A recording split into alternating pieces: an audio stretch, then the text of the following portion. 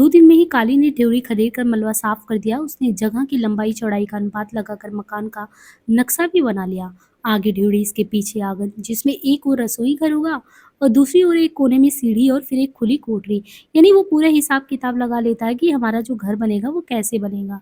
उसका जी चाहा कि उसके आंगन में भी बिल्कुल वैसा ही जो हैंडपंप है, वैसा ही हो जैसे वहाँ के पादरी के घर में है।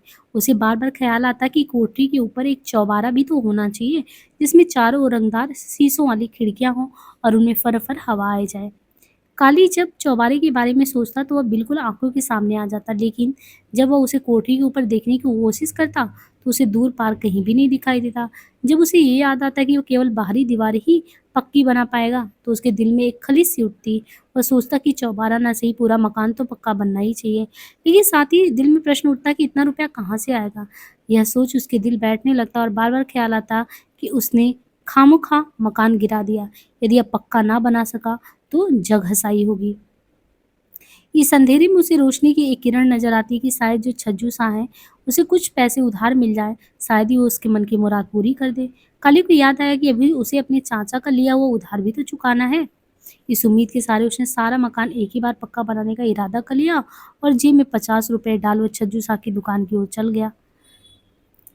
काली दुकान पर पहुंचा तो चौधरी हरनाम और हबड़ा कलोए का जो जलदार जेलदार फौज था वो भी वहां पहले ही बैठा था।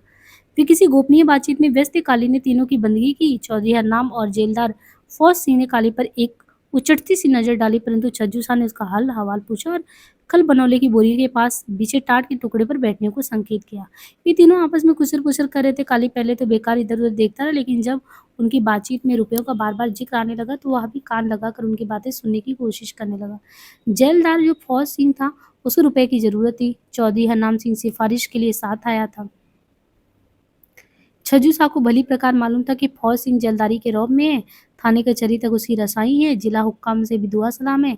छज्जू सा उसे बड़ी रकम देने से घबरा रहा था, क्योंकि उसे इस आसामी पर विश्वास था नहीं, लेकिन वह बहाना ये बना रहा था कि उसके पास इतनी बड़ी रकम है नहीं।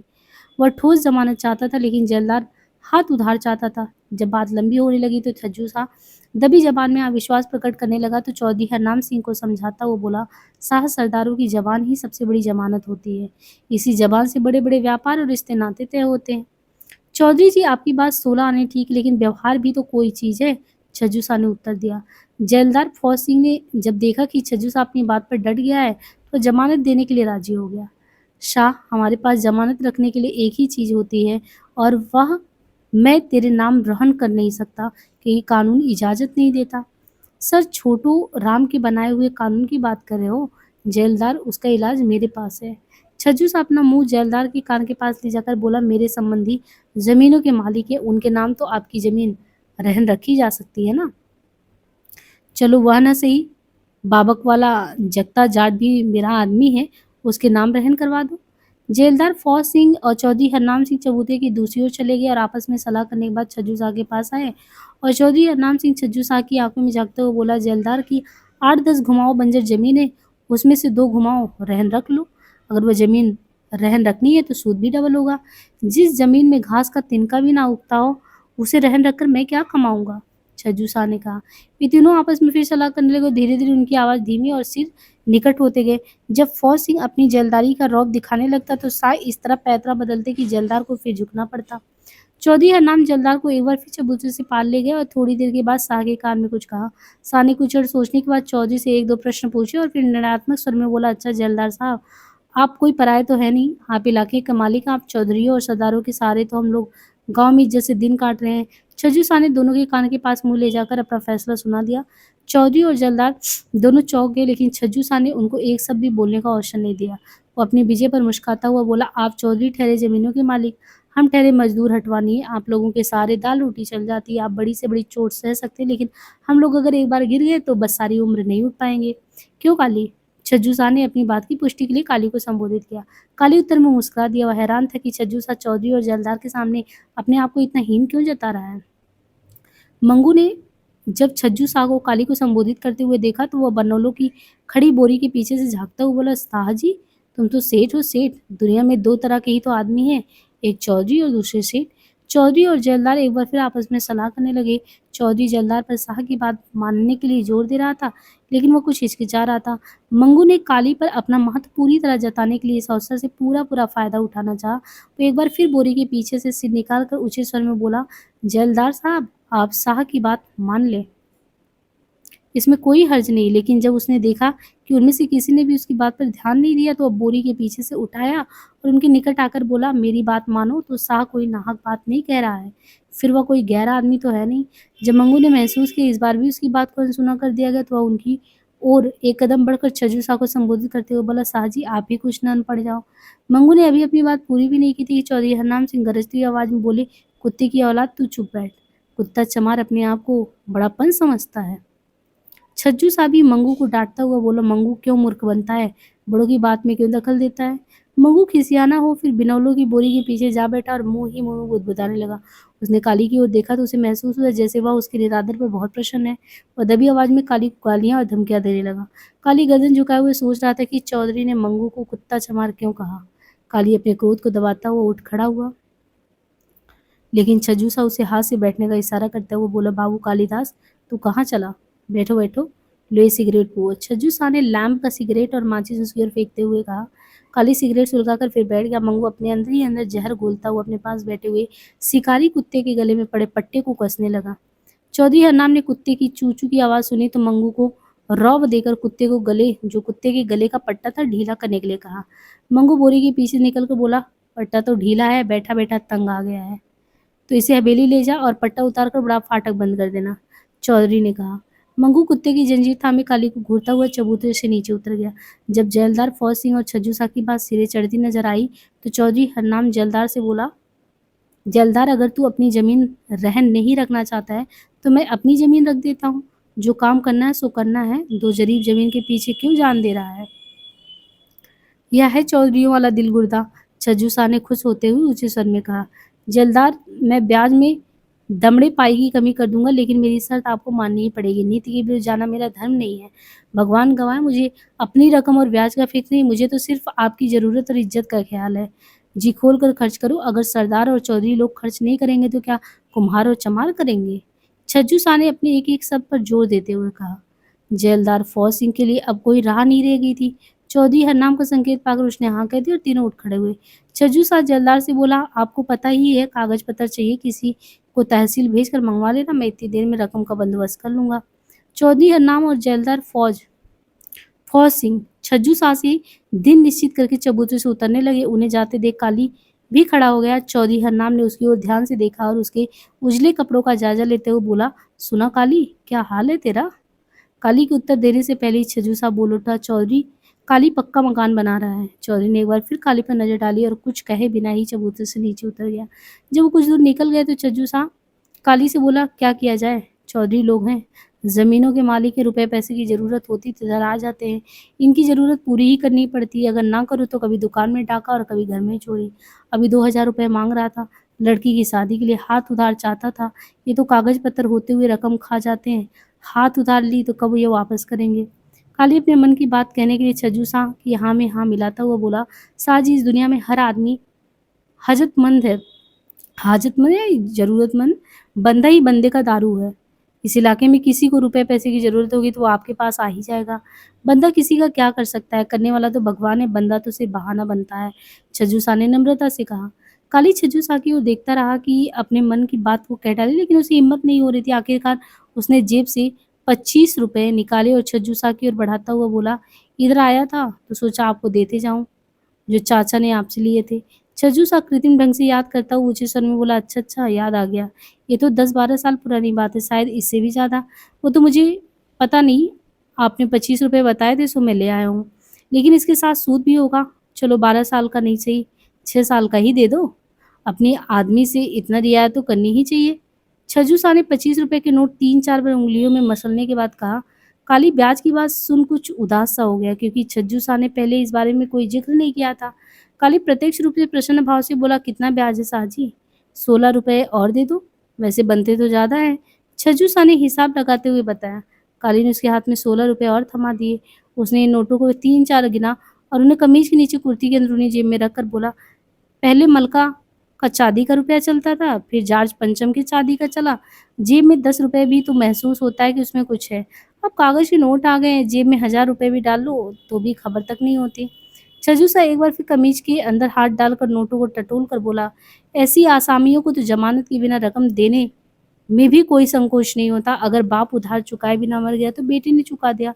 कई बार तो ऐसा भी हुआ कि दादा का लिया हुआ उधार सूद समेत पोते ने चुकाया, लेकिन अब जमाना बदल गया है। छज्जू शाह की बातें सुन काली को विश्वास हो गया कि उसे शाह से रुपए मिल जाएंगे। वह कुछ क्षणों तक छज्जू शाह की ओर देखता रहा और फिर धीमे स्वर में बोला, शाह जी क्या बात है कालिदास? छज्जू शाह ने उसके मन की बात को भांपने की कोशिश करते हुए पूछा। काली ने रुक रुक कर कहा, शाह जी मैं सोच रहा हूँ कि एक ही बार सब दीवार पक्की कर दूँ।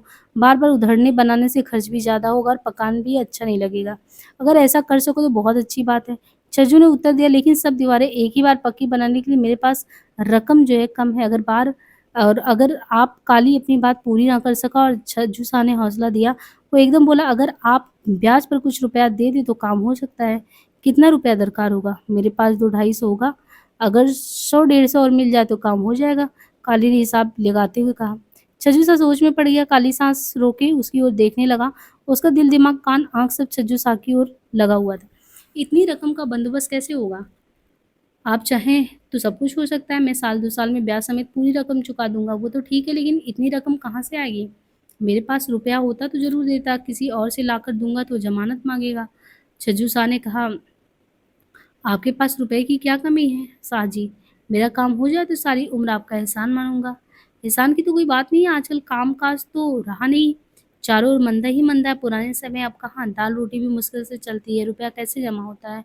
छज्जू शाह आकाश की ओर देखता हुआ बोला। काली ने अपनी बात जब फिर दोहराई तो छज्जू शाह सोच में पड़ गया और कुछ क्षणों के बाद गोपनीय स्वर में पूछा, ज़मानत के लायक कोई चीज़ है? कोई मतलब कि जेवर वगैरह कुछ है? तो उसने कहा, बस यही घड़ी है। काली ने जेब से पुरानी घड़ी निकाल कर दिखाते हुए कहा, जो उसने 15 रुपए में खरीदी थी। ये किस काम की है? गाँव में घड़ी का क्या काम? यहाँ लोग दिन में परछाइयों से और रात को तारे देख समय का अंदाज़ा लगाते हैं। कोई ऐसी चीज़ बताओ जो ज़मानत के काम दे सके। छज्जू शाह ने अपनी बात पर जोर देते हुए बोला, आपने जेलदार को 2000 रुपए देने का वचन दिया है। काली ने कुछ तीखे स्वर में कहा, उनकी बात मत करो, वे मालिक लोग हैं, जमींदार हैं। 2 घुमाओ ज़मीन रहन रख गए। जब तक उनके पास ज़मीन है, उन्हें ब्याज पर पैसे की कमी नहीं है। छज्जू शाह ने एक-एक शब्द पर जोर देते हुए कहा। छज्जू शाह के इन शब्दों ने काली की सब उम्मीदों को फूँक कर उड़ा दिया। उसे समझ नहीं आ रहा था कि शाह का क्या उत्तर दे। उसने अपने आप को सँभालते हुए कहा, शाह जी आप मेरे मकान की ज़मीन रहन रख लें। काली को ये कहते हुए बहुत दुःख हुआ और उसे यूँ महसूस हुआ जैसे वह पौधा लगाने के साथ उस जगह पर अमरबेल का बीज भी डाल रहा हो। छज्जू सा काली की उदासी को भांपता हुआ बोला, कालिदास जिस ज़मीन की तुम बात कर रहे हो वह ज़मीन भी तुम्हारी नहीं है। वह शामलात ज़मीन है, यानी वो गाँव के ज़मींदारों की साझी ज़मीन है। जब तक तू या तेरे वारिस उत्तराधिकारी इस गाँव में रहेंगे, ज़मीन का वो टुकड़ा रिहाइश के लिए तुम्हारा है। बाद में उसका मालिक गाँव होगा। वह तेरी मालकिती ज़मीन नहीं है, मौरूसी ज़मीन है। छज्जू सा की बात सुन काली की रही से हिम्मत भी जवाब दे गई। उसे महसूस होने लगा कि गाँव में उसकी हस्ती शून्य के बराबर है। उसकी आँखों के सामने अंधेरा छाने लगा। वो कुछ समय तक उसी हालात में बैठा ज़मीन को घूरता रहा। वह 100 साल के बुड्ढे की तरह घुटनों पर हाथ रखकर धीरे-धीरे उठा और चबूतरे से नीचे उतर आया।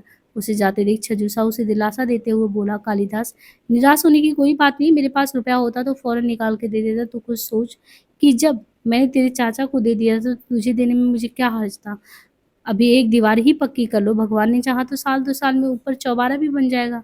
काली चबूतरे की ऊपरी सीढ़ी पर रुका छज्जू सा की बात सुनने लगा। जब शाह ने हुक्का गुड़गुड़ाना शुरू कर दिया तो नीचे उतरकर आहिस्ता-आहिस्ता कदम बढ़ाता हुआ आगे चला आया।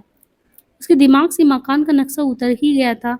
चमारड़ी के बाहर कुएं के निकट गंदे पानी की छपरी के पास आकर वह रुक गया। पहले वह वहाँ जो दुर्गंध से बचने के लिए नाक पर हाथ रख लिया करता था, अब उसने वहाँ खड़े होकर सांस जोर से अंदर खींचा और फिर उसे आहिस्ता-आहिस्ता छोड़ता हुआ छपरी पार करके गली में घुस गया। गली में कीचड़ को पाँव तले रौंदता हुआ वो अपने खंडहर के सामने आ खड़ा हुआ। वह एक ओर पड़े बोदे और पुराने सहतीरों, कड़ियों और सिरकियों को देख भौचक्का रह गया। उसने ज़मीन के छोटे से टुकड़े को देखा और मुँह दूसरी ओर फेर लिया, जैसे उस ज़मीन के साथ उसका कोई संबंध ही नहीं था। दिल में घृणा और बेबसी से उसके मन प्राण सिकुड़ने लगे। उस ज़मीन के टुकड़े को घूरता हुआ सोचने लगा कि ये भी तो उसका नहीं है। यही क्या, इस मोहल्ले में हर चीज़ मौरूसी है, शायद औलाद भी मौरूसी है। काली गली में ही बैठ गया और आँखें बंद करके सिर दीवार के साथ टेक दिया। यानी उसको बहुत धक्का लगा ये चीज़ सुन के कि उसका वो जो है खुद का ज़मीन ही नहीं है। उसे 2 आवाज़ें सुनाई दे रही थी, एक जो है जवान एक जवान की और दूसरी बूढ़ी, एक उमंग भरी और दूसरी किसी हद तक निराशा भरी। वह ध्यान से दोनों आवाज़ों को सुनने लगा। ज्ञानू चाची से कह रही थी, चाची मकान बन जाए तो काली का ब्याह कर देना, अच्छी सी दुल्हन लाना, काली की तरह लंबी और तगड़ी, कहीं से कोई बौनी ना पकड़ लाना, घर में बहू आ जाए तो अपना चरखा छत पे ले जाना, पीढ़े पर बैठे बिठाए रोटी खाना। ज्ञानू अपनी धुन में बोलती जा रही थी, चाची उसे प्यार से डाँटती हुई बोली, "हँस, मुटियार लड़कियाँ ऐसी बातें नहीं करती।" फिर सोच में डूबती हुई कहने लगी, "संजोग होगा तो शादी भी हो जाएगी, अभी तो वह नाम भी नहीं लेने दे रहा। उसकी उम्र के लड़के 4-4 बच्चों के बाप हैं।" चाची और ज्ञानू अपने-अपने ढंग से काली के बारे में बातचीत में खोई हुई थी कि खासकर उसने दोनों का ध्यान अपनी ओर खींच लिया। ज्ञानू शर्म के मारे ज़मीन में गिरती जा रही थी, लेकिन जब उसने काली को बहुत उदास और निराश देखा तो चौंक गई और चाची से बोली, "चाची, काली को क्या हो गया? बहुत चुपचाप और उदास दिख रहा है। काका धूप में क्यों बैठा है?" चाची घबरा कर उठी और काली के पास आकर बोली। चाची की आवाज़ सुन काली ने यूँ आँखें खोली जैसे कोई बहुत बुरा स्वप्न देखता हुआ डर गया था। उसने चाची और ज्ञानू पर उचट-सी नज़र डाली और आँगन में आकर बगल वाली दीवार के साए में बैठ गया। "हो गया बंदोबस्त?" "नहीं हुआ," काली ने निराशा भरे स्वर में कहा। चाची कुछ देर तक चुप बैठी रही, उसके हाथ से अटेरन गिर गया। उसने उसे उठाने की कोशिश नहीं की, फिर काली को दिलासा देते हुए बोली, "बंदोबस्त नहीं हुआ तो कोई हर्ज नहीं, पूरा पक्का ना सही कच्चा पक्का बना लेंगे।" काली झुँझलाई हुई आवाज़ में बोला, "चाची, मैंने खामख़ा कोठा गिरा दिया, मेरी तो अकल मारी गई थी, तू ही मुझे मना कर देती। जो हुआ सो हुआ, अब रब का नाम लेकर काम शुरू कर दे, जैसा बन पड़ेगा बना लेंगे।" "नहीं चाची, अब मैं गाँव में नहीं रहूँगा, तुम्हें भी साथ ले जाऊँगा। मेरा यहाँ क्या रखा है, मेरे यहाँ कौन से खेत बंजर हो रहे हैं?" काली ने बहुत दुःख भरे स्वर में कहा, "काका इस बुढ़ापे में मेरी कहाँ मिट्टी खराब करेगा? मैंने सारी उम्र जो है इस गाँव में गुज़ारी है, बाकी जो है वो भी यहीं कट जाएगी। तू चला जाएगा तो गाँव वाले मुझ पर 4 लकड़ियाँ डालकर साँड़ फूँक देंगे।" कहती हुई चाची रोने लगी। काली भी रुआँसा हो गया। वह कुछ समय तक चुप रहकर बोला, "चाची तू ही बता, अब मैं इस गाँव में किस मुँह से रहूँगा? सारे गाँव में बात घूम गई है कि मैं पक्का मकान बना रहा हूँ। अब कच्चा कोठा ही खड़ा करूँगा तो लोग कहेंगे कि मकान गिराया तो इस तेज़ी से था जैसे इसकी जगह पर सोने की लंका खड़ी करनी थी। अब फिर मिट्टी के ढेले पर ठेला सा रखकर दीवारें बना रहा है। ये बातें मुझसे नहीं सुनी जाएगी।" ज्ञानू हैरान और परेशान सी काली को देख रही थी। उसे समझ में नहीं आ रहा था कि काली इस प्रकार की बातें क्यों कर रहा है। वो तेज़ी स्वर में बोली, "इसमें शर्म की क्या बात है? अपना मकान कोई जैसे मन करे वैसे बनाए।" इन शब्दों में कोई जादू नहीं था, लेकिन ज्ञानू ने अपनी बात इतने विश्वास से कही कि काली हैरान से उसकी ओर देखता रह गया। ज्ञानू उसी लहजे में फिर बोली, "अगर आदमी गाँव के लोगों की मर्ज़ी पर चलने लगे तो एक दिन में ही या तो उस गाँव को छोड़ना पड़ेगा या कुएँ में छलांग लगानी पड़ेगी।" काली की इस सांवली सलोनी लड़की के साथ अकस्मात ही बहुत ज़्यादा खिंचाव का अनुभव हुआ। उसने अपनी कुदाल के फल जैसी लंबी-लंबी उँगलियाँ और खुरपी जैसी चौड़ी हथेली पर नज़र डाली, अपनी चौड़ी चकली छाती को देखा और अपने मजबूत बाजुओं को अकड़ाया और मन ही मन सोचने लगा कि वो चाहे तो धरती को एक सिरे से पकड़ कर उल्टा कर दे। काली का चेहरा तमतमाने लगा और वह चाची को बाजुओं में उठाता हुआ बोला, "चाची यहीं रहूँगा और मकान भी पक्का ही बनाऊँगा। मैं गढ़ी के भट्टे पर जाकर ईंटों के लिए कहा हूँ। फिर छप्पर से मिट्टी ढोने के लिए दीनू प्रजापत कुम्हार के पास भी जाना है। संता सिंह मिस्त्री से भी मिलना है।" काली ने मुस्कुराकर ज्ञानू की ओर देखा और उसकी झुकी हुई आंखों को निहारता हुआ गली की ओर आगे बढ़ गया। दीनू कुमार का घर गाँव के पश्चिम में था। काली जब उसकी तलाश में वहां पहुंचा तो वह गोबर के ढेरों के पास बेरी के नीचे लेटा हुआ था और उसके दोनों गधे ढेरों के पीछे घूम रहे थे। काली की आवाज़ सुन दीनू उठ बैठा और ध्यान से देखता हुआ लज्जित स्वर में बोला, "आँख लग गई थी।" "अच्छा कोई हर्ज नहीं," काली ने मुस्कुराते हुए कहा। दीनू अंगड़ाई लेकर उठा और अपनी मैली सी पगड़ी सिर के गिर्द लपेटता हुआ बोला, "सुना है तू पक्का मकान बना रहा है? कल तकिए में कोई कह रहा था, इसलिए तुम्हारे पास आया हूँ। पहले मेरे गढ़ी के भट्टे पर चलो, ईंटें देखनी है, उसके बाद छप्पर से मिट्टी ढोनी है।" काली ने सब बातें एक ही सांस में कह दी। दीनू ने बेरी की जड़ों के पास पड़े अपने टूटे और मिट्टी में सने हुए जूतों को पहना और काली के साथ हो लिया। भट्टे के निकट पहुंचकर दीनू बोला, "कौन सी ईंटें लेनी है, अव्वल, दोम, सोम या धड़ा? पहले देख तो ले, फिर फैसला करेंगे," काली ने उत्तर दिया। दीनू ने भट्टी की दो बड़ी-बड़ी चिमनियों के पास जा मुंशी की आवाज़ दी। उसका उत्तर पाकर दीनू भट्टी के बगल में अंदर जाने वाले रास्ते की ओर मुड़ता हुआ बोला, "मुंशी भट्टी के अंदर है, शायद कच्ची ईंटों की चुनाई हो रही हो।" दीनू के पीछे-पीछे काली भी जो है चला गया। दीनू को देख मुंशी ने प्रसन्नचित्त होकर पूछा, "सुना, प्रजापत कहाँ रहा इतने दिन तू आजकल?" "सच मुंशी जी, किसके गधे के सिर से सींग गायब हो गया," दीनू ने हैरत से कहा और फिर दुःख भरे स्वर में बोला, "बड़ा जुल्म हुआ है, गधा बच गया या वो भी गायब है। मुंशी की हँसी रोके नहीं रुकती थी, काली भी किलकिला हँस रहा था। कच्ची-टुकी चुनाई में लगे हुए मज़दूर भी पेट पकड़कर हँस रहे थे और उन्हें देख दीनू के गालों की झुर्रियाँ भी कनपटियों तक जा पहुँचती थी। मुंशी ने बड़ी मुश्किल से अपनी हँसी को रोका था। मुंशी जी, तुमने अपने आप ही तो कहा था, पहले मुझे भी शक हुआ था, लेकिन मैंने इसलिए यकीन कर लिया क्योंकि इस भट्टे पर गाँव-गाँव के गधे आते हैं। मुंशी की हँसी थम गई तो वह खाँसकर गला साफ करके बोला, प्रजापत कैसे आए हो? इसे ईंटें खरीदनी हैं, दीनू ने काली की ओर संकेत करते हुए कहा। मुंशी ने काली को सिर से पांव तक देखा और उसकी वेशभूषा से उसकी जात के बारे में किसी नतीजे पर ना पहुंचकर वह असमंजस में पड़ गया।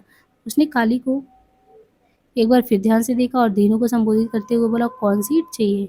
दीनू काली की ओर देखने लगा तो बोला, अव्वल नंबर। कितनी? 15-20 हज़ार तो लग ही जाएंगी, काली ने कच्चा पक्का अनुमान लगाते हुए कहा।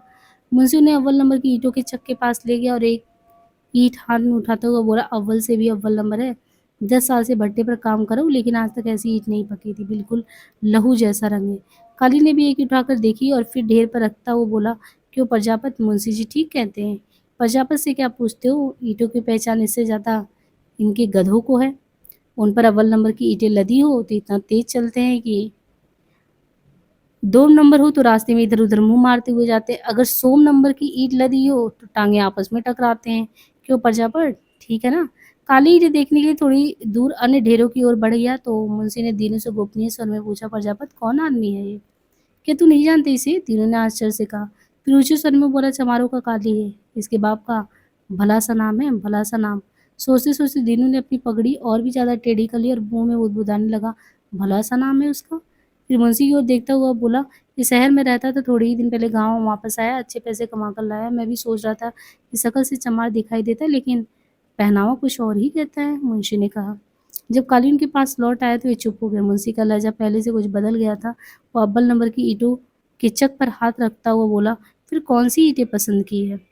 मुझे तो पहचान नहीं, मिस्त्री संता सिंह ने कहा था कि अव्वल नंबर की ईंटें बढ़िया होती हैं, तो अव्वल नंबर ले लो, मुंशी ने कहा। क्या दाम है इसका? ये 12 रुपये या 12 रुपये की 1000 की है, मुंशी ने उत्तर दिया। जो मुनासिब हो वो दाम लगा ले। मुंशी जी काली चौधरी नहीं है, दाम में कुछ रियायत कर दो, दीनू ने कहा। हमारे लिए सब चौधरी हैं, प्रजापत चौधराम पैसे से होता है, जिसके पास चादर है वही चौधरी है। मुंशी इधर उधर की बातें करने लगे। दीनू ने काली से बोला, जितनी ईंटें लेनी उसका पर्चा बनवा लो। काली ने मुंशी से 5,000 ईंटों का पर्चा काटने के लिए कहा, परंतु वह चुपचाप खड़ा अविश्वास भरी नजरों से काली को देखता रहा। दीनू ने भी मुंशी से पर्चा काटने के लिए कहा तो उसने बोला कि पैसे दो तो पर्चा मैं काटूं। इस समय तो मेरी जेब में 1-2 रुपए होंगे, काली ने बताया। 60 रुपए की ईंटें होंगी, 2-2.5 रुपए लदाई और ढुलाई की होंगी। इतनी रकम के लिए 2 रुपए का बयाना कुछ हैसियत नहीं रखता, मुंशी ने कहा। काली तो चुप हो गया, लेकिन तीनों ने मुंशी से कहा, मुंशी जी पैसे आ जाएंगे, तुम पर्चा काट दो। प्रजापत, अगर पैसे ना आए तो मैं तुम्हें तुम्हारे दोनों गधों समेत यहीं पे बांध दूंगा। ये सुन काली का क्रोध, मतलब कि काली को क्रोध आ गया। वो तीखे स्वर में बोला, प्रजापत चलो यहाँ से, जब पैसे देकर ही माल खरीदने हैं तो जहाँ से भी चाहे खरीद लेंगे। अभी हमने एक ईंट तक नहीं ली है, मुंशी जी ने पहले ही हमें बेईमान समझ लिया है। काली की बात सुन मुंशी को शर्मिंदा सा हो गया, लेकिन संभालता हुआ बोला, इसमें गुस्से की कोई बात नहीं है, हम उधार कम ही देते हैं। अगर देना ही पड़ जाए तो पहले आसामी देख लेते हैं। अगर कोई चौधरी उधार मांगेगा तो देने में ज़्यादा हर्जा नहीं होगा, क्योंकि हर ससमाही फसल के मौके पर वसूली कर लेंगे। ऐसे लोगों से देर सवेर पैसे मिल ही जाते, लेकिन बेहिस आदमी से पैसा निकालना बहुत मुश्किल है। बाबक का मंगलू चमार 4,000 ईंट ले गया था, 3 साल हो गए, अभी तक सिर्फ 22 रुपए वसूल किए हैं उससे।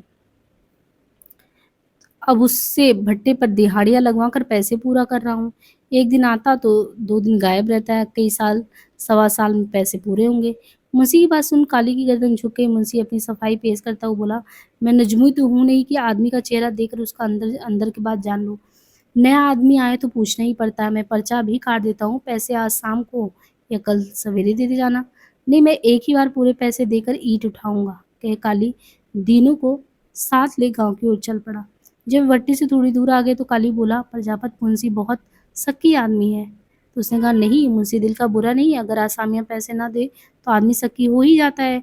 लोग तो एक जूते से 2-4 साल निकाल लेते हैं, लेकिन मुंशी साल में 2 जूते तोड़ता है, दीनू ने कहा।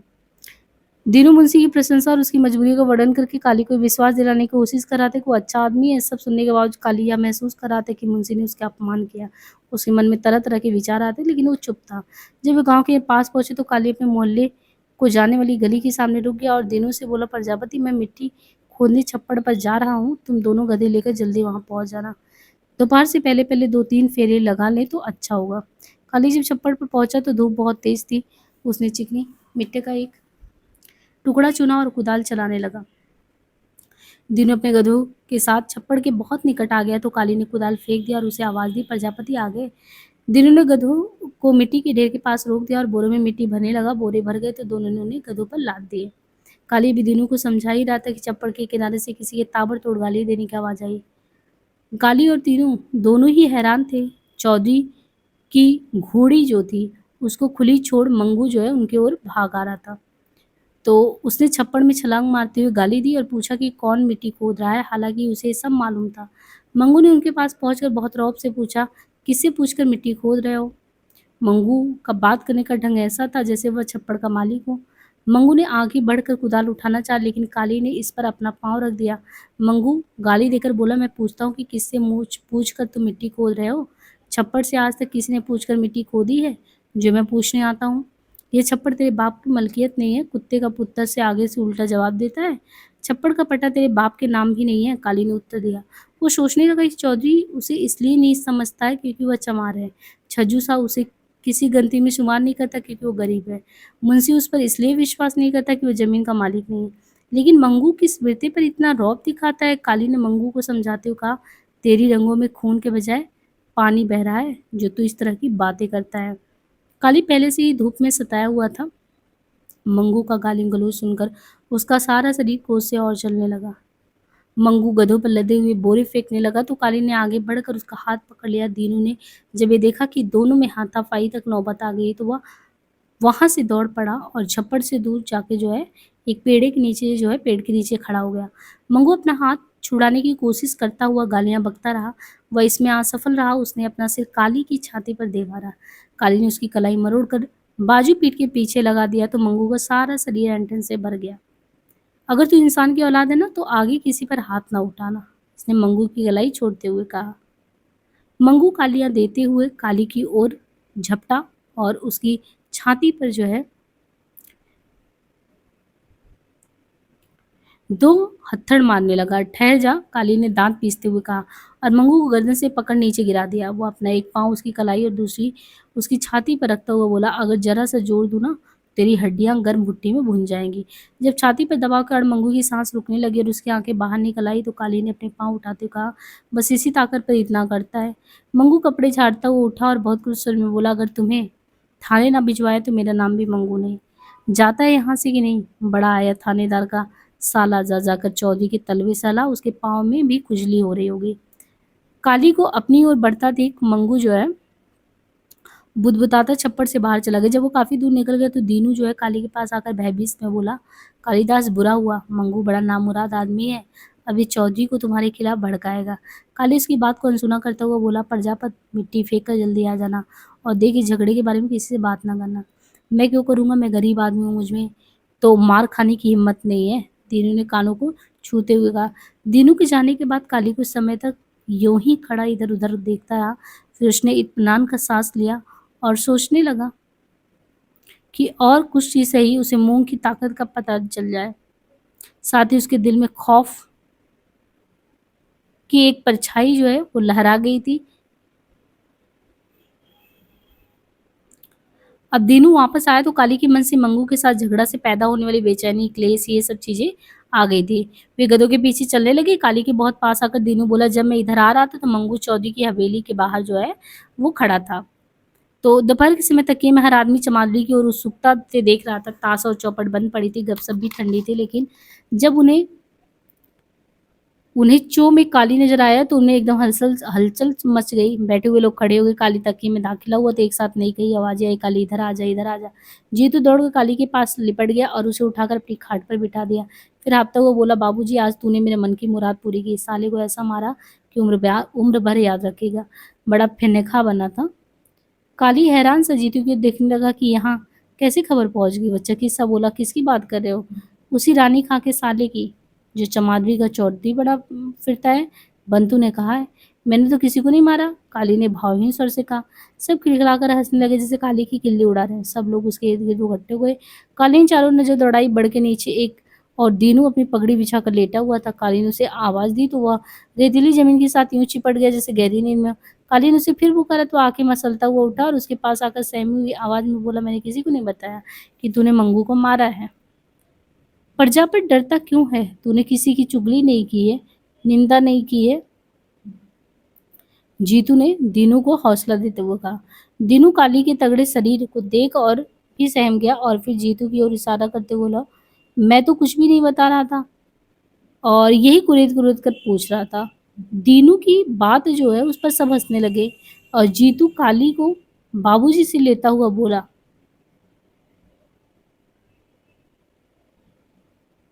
और दीनू की बात पर जब सब हंसने लगे तो उसने वो लेते हुए बोला, बाबूजी ये बताओ लड़ाई शुरू कैसे हुई थी? मंगू से तो किसी की बात के लिए लड़ाई शुरू हो सकती है। बंतु ने उत्तर दिया। यारा चुप रहे, काली की जबान से पूरी तरह कहानी सुनेंगे। काली चुप रहे तो बंतु रोने की बनावटी आवाज निकालता है। निक्कू को चुप देख बंतु उसे कुछ कहने की जो है कहने वाला ही था। जीतू ने उसे रोककर ठहर जा इस तरीके से कहा। काली इस बात पर हैरान था कि जीतू बंतु संतु इत्यादि अब शेर बने हुए हैं, परंतु जब मंगू यहाँ होता है तो सब यही शांत रहते हैं। कुछ समय के लिए सब खामोश हो गए। काली के गंभीर स्वर ने उनकी खुशी को काफूर कर दिया। उनके मुरझाए हुए चेहरे देख काली को हंसी आ गई और वह जीतू की रान पर हाथ मारता हुआ बोला, आज तेरे पहलवान की मैंने सब खरमस्तियां झाड़ दी। वो मंगू के साथ अपने झगड़े की कहानी सुनाने लगा तो सबके चेहरे एक बार दमकने लगे। काली ने उन्हें बताया कि उसने मंगू को चित्त गिराकर उसकी छाती पर पाँव रख दिया। यानी उसने बताया कि कैसे जो है उसने जो है उसको परास किया।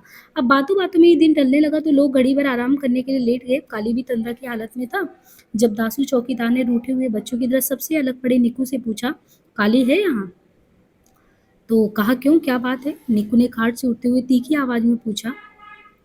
चौधरी जी ने उसे दीवान खाने में बुलाया है। वह सामने कबूतर की तरह आंखें बंद किए हुए पड़ा है, जाकर उठा ले। निक्कू ने काली की खाट की ओर संकेत करते हुए कहा। अब जो दासू को देख सब लोग उसे उठ बैठे और आंखों ही आंखों में इशारा करते हुए एक दूसरे से पूछने लगी कि वो क्या कह रहा है। काली ने खाट से उठते हुए पूछा, दासू क्या बात है? चौधरी ने तुम्हें दीवान खाने में बुलाया है। यह सुन दीनू का खून खुश्क हो गया और सरकता सरकता सरकंडों के पीछे चला गया ताकि दासू की नजरों से ओझल हो जाए। काली ने दीनू की तलाश में चारों ओर देखा और उसे कहीं ना पाकर मुस्कुराता हुआ ऊंची आवाज में बोला, प्रजाप्ता गधे लेकर छप्पड़ पर पहुंच जाना, मैं चौधरी जी की हवेली से सीधा वहीं आऊंगा। काली को चौधरी की हवेली से बुलावा आने पर सब सहम गए। जीतू ने दासू की एक ओर यानी दासू को एक ओर ले जाकर धीमी आवाज में पूछा, चौधरी ने काली को क्यों बुलाया है? पहले तो दासू चुप रहा, लेकिन चीतू के बार बार पूछने पर वह इधर उधर देख गोपनीय स्वर में बोला, आज मैं सवेरे से ही दीवान खाने में था। ऐसा लगता है कि काली ने मंगू की अच्छी मुरम्मत की है। साले को जान से मार देता तो अच्छा था। सारी दोपहरी चौधरी के तलवे सहलाता है और बिलाप करता रहा। एक दो बार तो दहाड़ मारकर रोया भी। ये तो मुझे पता नहीं उसने चौधरी से क्या कहा, लेकिन वह था गुस्से में। जीतू ने आंखों ही आंखों में बंधु को सारी बात समझा दी। काली भी जो है वो ताड़ गया कि उसे मंगू के साथ झगड़े के सिलसिले में ही बुलाया गया है। वह दीनू को छप्पड़ पर भेजने के लिए जीतू को ताकीद करके दासू के साथ चल दिया। जब काली और दासू कुछ दूर निकल गए तो निक्कू जीतू और बंतू का मुंह चिढ़ाता हुआ बोला, क्यों, क्या माँ मर गई है जो इस तरह चुप बैठे हो? फिर वो अपनी छाती तपतपाता हुआ बोला, मंगू को छेड़ना बैल के सींगों पर चढ़ने के बराबर है। अब खैर मनाओ कि काली थाने से इधर ही बचकर आ जाए। जीतू और बंतु चुप रहे तो निक्कू उनके मुंह की ओर अपना चप्पा बढ़ाता हुआ कहने लगा, अब यहाँ क्यों बैठा है? जाकर अपने बाबूजी को छुड़ा ला। निक्कू की बातें सुन जीतू खींच गया और उसकी ओर झुकता हुआ बोला, मंगू कोई रब नहीं है, तेरी मेरी तरह चमा रही है। तो धौस तो ऐसे दे रहा है जैसे मंगू के इलाके का थानेदार है। मंगू के सामने कहो तो बात भी, पीठ पीछे तो लोग सरकार को भी गाली दे देते हैं। निक्कू ने जीत को ललकारा। जीतू और निक्कू में बात बढ़ने लगी तो बाकी लोग उनमें बीच बचाव कराने लगे। लोग अभी तू में से यानी जो मैं तू मैं था, इनसे जो है काली तकिए में वापस आ गए।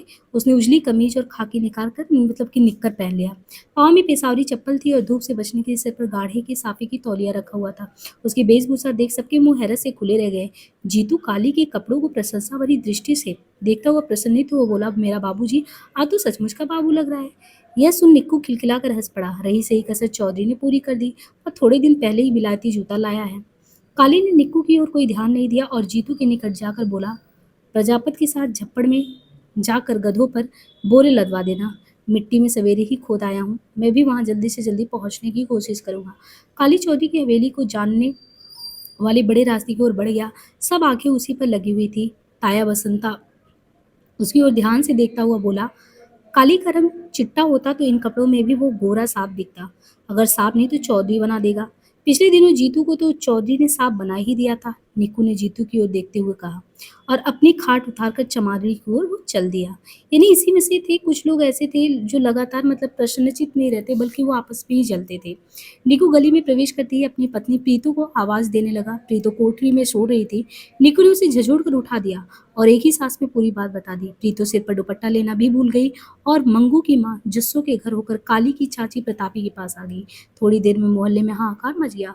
चाची प्रतापी और जस्सो एक दूसरे को गालियां देती हुई स्यापा कर रही थी और ज्ञानू हैरान सी सोच रही थी कि दोनों के मुंह कैसे बंद करें।